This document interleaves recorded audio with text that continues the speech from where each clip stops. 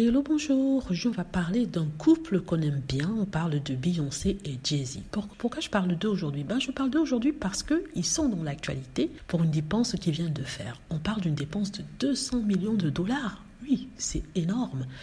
Mais pas si énorme que ça, si vous voyez les fortunes que chacun d'eux a. On dit que Jay-Z est déjà milliardaire et Beyoncé a dans les 400 millions de dollars. Donc 200 millions de dollars, pour eux, je ne vais pas dire que ce sont des cacahuètes, mais bon, c'est pas si important que ça. Donc, ils viennent de mettre 200 millions de dollars dans l'une des plus grandes maisons de Californie et l'une des plus chères, vu qu'ils ont payé ce prix-là. Ça n'avait jamais été payé auparavant. Donc, il s'agit d'une maison avec vue sur la mer, du style contemporain.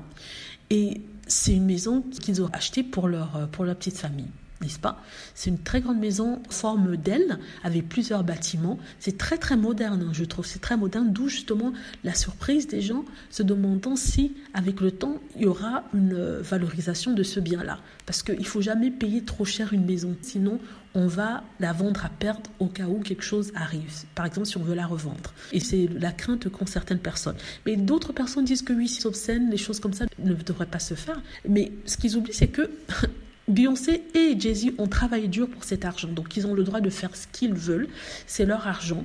Ils ont le droit de le dépenser comme ils pensent. Certains dépensent ce genre d'argent sur des yachts, comme par exemple les Elon Musk. D'autres personnes, d'autres milliardaires, comme celui d'Amazon, a mis 400 millions sur un bateau. Eux, ils mettent 200 millions dans une maison. Donc, je ne vois pas où se trouve le problème. Ce qu'il faudrait seulement qu'ils fassent attention, c'est que ça ne se termine pas comme par exemple Mike Tyson qui avait acheté une maison à près de 30 millions de dollars pour ensuite la revendre lorsqu'il a eu des problèmes à moins de 4 millions de dollars. Donc, on a eu à peu près dans 26 millions de pertes. Donc, voilà, c'est tout ce que je voulais dire par rapport à ça. Félicitations au couple si vraiment c'est ce dont ils ont besoin.